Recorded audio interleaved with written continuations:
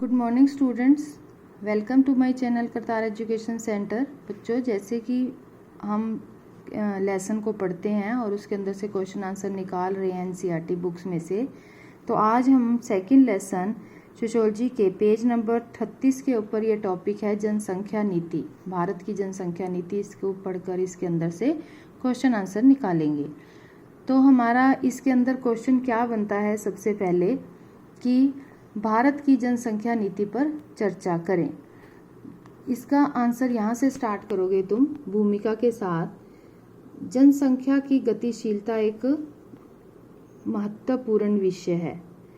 वह राष्ट्र के विकास, जनता के स्वास्थ्य और कल्याण का निर्णायक रूप है। यानी कि जो जनसंख्या है वही निर्णय करती है कि कोई देश कितना विकास कर रहा है, उसकी जनता का स्वास्थ्य कैसा है और वो कौन से कल्याण के कार्यक्रम चल रहे हैं। विकासशील देश जो हैं उनके लिए जनसंख्या जो है वो एक चुनौती है, चैलेंज है। जनसंख्या को अच्छे से बनाकर रखना, उसको सही ढंग से बैलेंस बनाना देश की तरक्की के लिए। इसलिए भारत पिछले 50 साल से जनसंख्या नीति की पालना कर रहा है। और ये इम्पोर्टेंट पॉइंट है, जरूर याद रखना है कि भारत ही एक पहला देश है जिसने पहली बार 1952 में अपनी जनसंख्या नीति की स्पष्ट रूप से घोषणा की थी।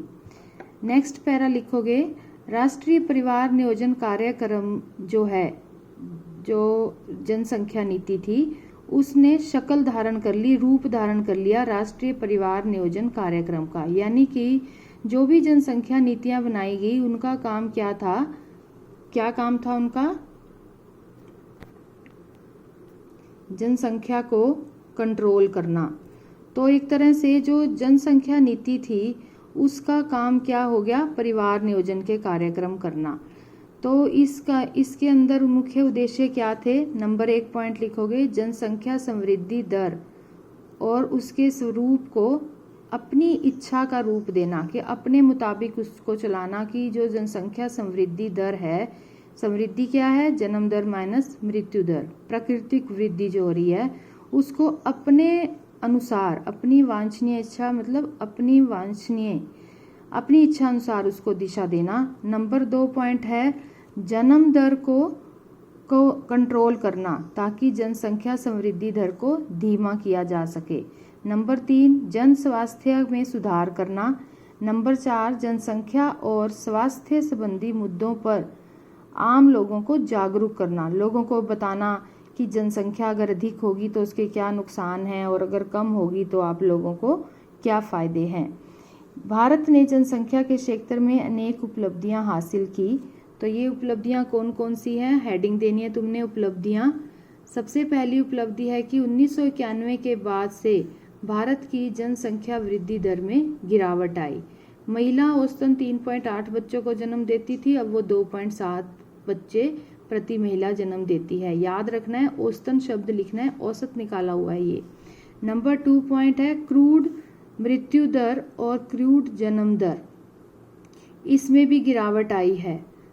क्रूड मृत्यु दर जन्म दर करवाया था ना, कुल जन्म बटा कुल जनसंख्या गुना 1000, और जनसंख्या हमने मिड ईयर वाली लेनी है। संक्रमणशील, भारत एक संक्रमणकालीन चरण से आगे जा रहा है, उससे आगे निकल रहा है। तो इसका क्या मतलब है संक्रमणशील? ये देखो, अगर तुम्हें याद हो, मैंने पीछे क्वेश्चन में करवाया था कि 3 चरण है, पहला, दूसरा, तीसरा। तो हम विकासशील देश हैं, विकासशील देश जो है अब उसमें गुजर रहा है, उसकी मृत्यु दर कम है और जन्म दर ज़्यादा है। लेकिन अब भारत इसमें एंटर कर रहा है, वो जन्म दर भी उसकी कम हो रही है और मृत्यु दर भी कम है। तो इस जनसंख्या नीति से हमें ये फ़ायदा हुआ है। ये चीज़ यहाँ पर बोली जा रही है, बहुत इंपॉर्टेंट पॉइंट है, तुम्हें समझना है कि संक्रमणकालीन चरण से आगे जा रहा है। 1990 के बाद से सीबीआर में आई गिरावट। सीबीआर किसको कह रहा है? बर्थ रेट को, डेथ रेट में आई गिरावट की तुलना में तेज रही है, वही बात बोली जा रही है। इसलिए 1.4% वार्षिक जनसंख्या वृद्धि दर के रूप में क्या हो रहा है, हमें हमारी जनसंख्या वृद्धि हमें 1.4% मिल गई है। ठीक है, यहाँ तक ये आपका क्वेश्चन खत्म होता है। और अब आपका नेक्स्ट क्वेश्चन बनता है कि भारत की जनसंख्या नीति 1976 और जनसंख्या नीति 2000 की व्याख्या कीजिए। तो सबसे पहले इसमें तुम स्टार्ट करोगे जनसंख्या नीति 1976 हेडिंग देकर।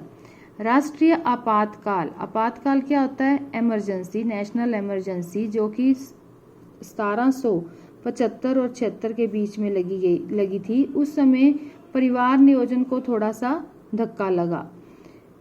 इसमें आपातकालीन स्थिति में संसदीय काम जो थे वो रोक दिए गए, यानी कि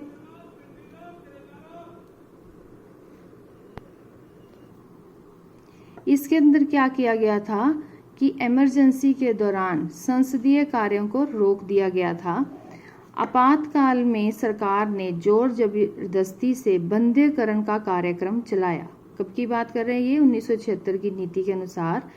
तो बंधेकरण का अर्थ क्या होता है? बंधेकरण का अर्थ होता है कि चिकित्सा पद्धति, मेडिकल टेक्नोलॉजी का प्रयोग करके शिशु के जन्म को रोका जाए।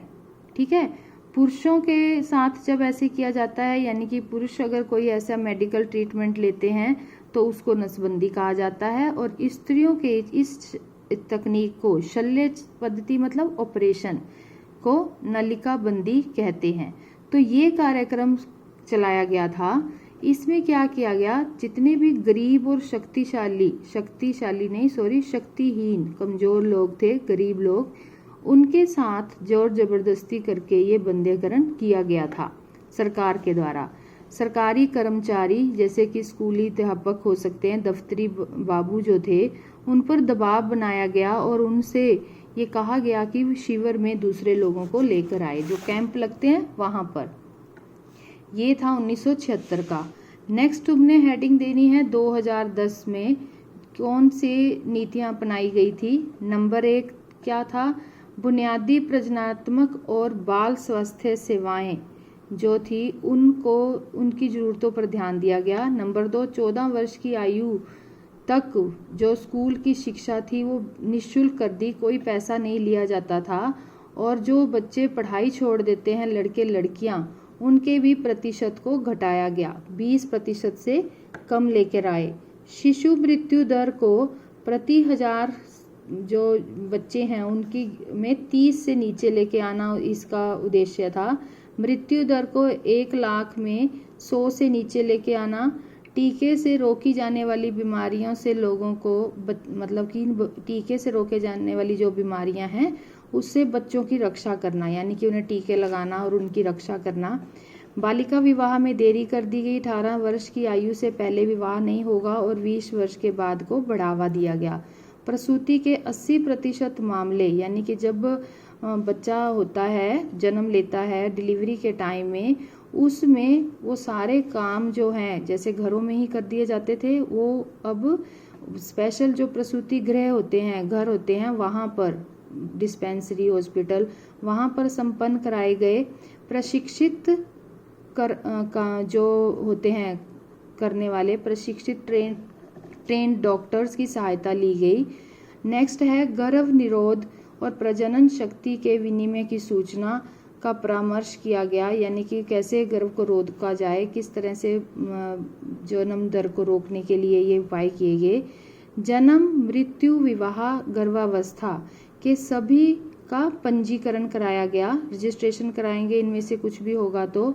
एड्स के लिए नियंत्रण किया गया और एड्स बीमारी के लिए, और याद रखना इसको क्या फुल फॉर्म बोलते हैं। और प्रजनन अवयवों के संक्रमण, यौन क्रियाओं से संबंधित, इनसे संबंधित जितने भी रोग थे उनके लिए भी कार्यक्रम चलाए गए। संचारी रोग कौन से होते हैं? जो एक दूसरे से फैलते हैं, उनको रोकने की कोशिश की गई।